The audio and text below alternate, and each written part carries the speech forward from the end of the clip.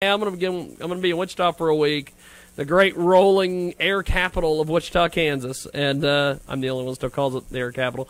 But I told everybody, hey, I'm gonna be down there. I got some meetings. We're gonna be doing some things for TV and radio, and then I was told by someone, well, hey, we'll just organize a concert. So they did, and then they told me it's at a place called Kirby's Beer Store. What the hell is a Kirby's Beer Store, Malcolm? Well, that should be interesting. If they're all drinking beer, that'll give you a fun episode there, buddy. There you go.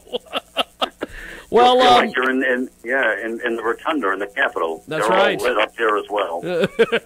Well, this couple different things. The Pope, the Pope had some interesting things to say this last weekend in regards to celibacy and some of these other things.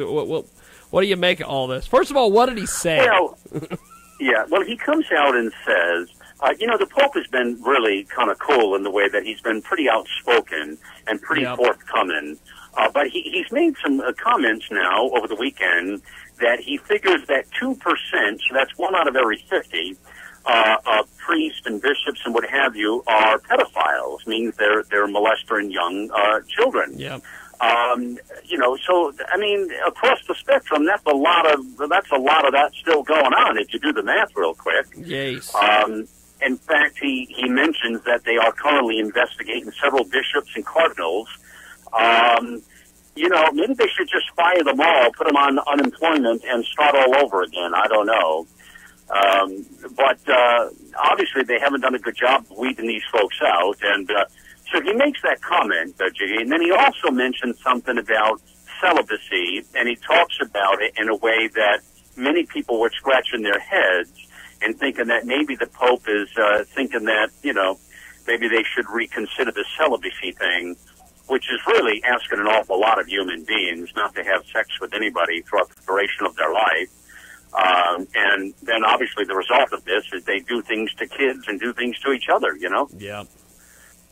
So it's a sad state. I think this is a real awakening for the Catholic Church, and I think they need to do something to figure this out. But the one thing I have no patience for is pedophilia and the sexual attacks of our children. Yep. Both from the Catholic Church and the Boy Scouts of America, who have also been accused of it many, many times. As you know, Jiggy, you and I've talked about this. Many Scout leaders also have this problem. So I think this is a real ongoing problem. But the point is the fact that the Pope came out and talked about it again is at least a good sign. He seems to be wanting to do something about it. He's got committees together to make some changes. And I think this is the first time in a long time that maybe something will get done in the Catholic Church because of Pope Francis, We've got Malcolm Out Loud with us today, as we do each and every Monday, and he is joining us live to talk about the news and views to kick us off. Mexico, I understand, is blaming us for this death train. These death trains that are coming out of the Latin America and everything coming into the U.S. I saw a story that late last night, that Mexico is blaming us for these death trains, and I'm like, your crappy economy is what's causing these death trains, guys. Yeah. Well, we have a real problem on the southern border with this entire immigration problem, and Jiggy, until our politicians get their heads out of their you-know-what and do something about it, we're going to continue to have these problems. Yep. And, a lot of this goes back to, I'll tell you a little secret, a lot of this goes back to 2000, or the early 2000s, when President Bush changed the rules of the game down there, and, we treat illegal immigration different when they come from other countries other than Mexico. In Mexico and Canada, we can send them right back. Without pass and go, without having to go through our court system. You follow? Yep. But when it comes directly from another country, such as Central American, Honduras, Guatemala, any of these countries, we have to then give them their day in court, and we've got to put them up and deal with it. And so the cost and burden to our system is incredible. Like everyone else in the world, they figured out in Central America that we're pretty screwed up here in Washington, and they're taking advantage of it. There are a lot of rumors down there that this is a free ticket into America. And once you're into America, no problems. You'll become part of the system, and they'll support you and give you free stuff. And you have a good chance of hanging around and getting a job and having a better quality of life. And so what does that do? It creates a mass exodus, you know? That's what we got on the southern border right now. It is a it is a crazy mess down there. I've seen a lot of people on TV saying, well, how do we solve this? How do we fix this? I don't think that there really is fixing, because it's like once they're here, you can't – I know they say, well, you just can't round them up. Well, there is a way to fix it. There are a couple of things that we can do to the point of this. We can, number one, secure the border once and for all and knock the nonsense off. President Obama does not want to secure the border, and this is a real problem, Jiggy. Secure the damn border. Not only do you have illegals coming over, but you've got terrorists coming over. What the hell's the matter with these people? Well, secure the border and be done with it, you know? Yep. So that's number one. Number two, change the laws.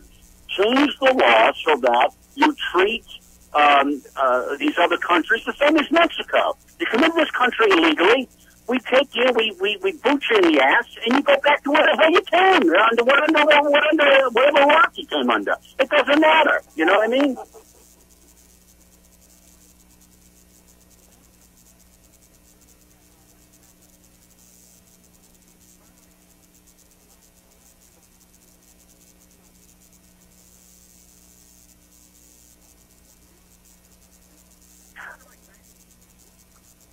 Well, here we go. Here's some interesting news for you now. I don't know if you remember this, but on 60 Minutes at the end of last year, Amazon did a piece on CBS where they talked about delivering their packages with drones. Do you remember that? Yes, yes. But it created quite a stir in the media world. Well, what's happened now is they've just requested permission from the FAA to begin to experiment with it. Now, commercial flying of drones for commercial purposes is definitely going to happen. In fact, Jiggy, it's already happening in Alaska. Alaska is the one state where the FAA has approved much of this, but it hasn't happened yet here in the continuous states here, in the continental USA. But yet, Amazon's trying to change the rules of that. And so what's happening is they're saying they can deliver packages under 5 pounds. Well, that would be 85% of their deliveries are under 5 pounds. So this could be quite a deal for them. And they want to be on the cutting edge of this flying drones and flying your packages, which actually be kind of weird. Imagine if you have something coming in and you step outside and get hit in the head with a freaking package or something as the drone drops it off at a curve or something. It sounds a little weird.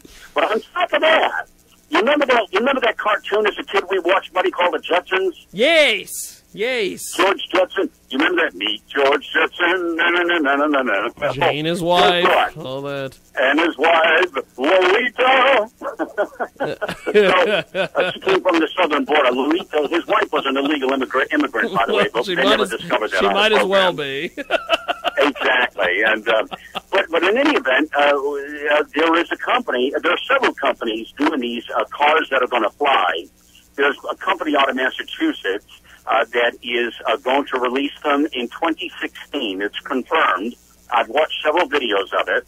And so the cars will actually fly, and they'll have different versions of them. Some versions that will actually take off like a helicopter. So you'll be able to, like, take right... And they park in your garage, buddy. You can put the damn car in your garage. Yeah. You can pull it out. And you can, at first I think they're going to make people go for it to fly off on these things. And by the way, you only need a low-end license, like it's called a sports license. And to get that sports license, it's like 20 hours. It's if you know how to drive a car, they say you can actually fly these planes. Wow. So just imagine, fast forward 20 years from now, buddy. You got freaking packages and commercial drones flying all over the place, dropping packages on people's heads. You got the Jetsons view of people flying in cars all over the place. You got those falling from the sky. And, this ought to be quite a fun place just a few years from now, I think, huh? Well, Malcolm, before we let you go, my friend, what do you have going on over at the television show and the properties this week? Yeah, a lot of stuff happening, man. Again, our sites have been totally revamped. We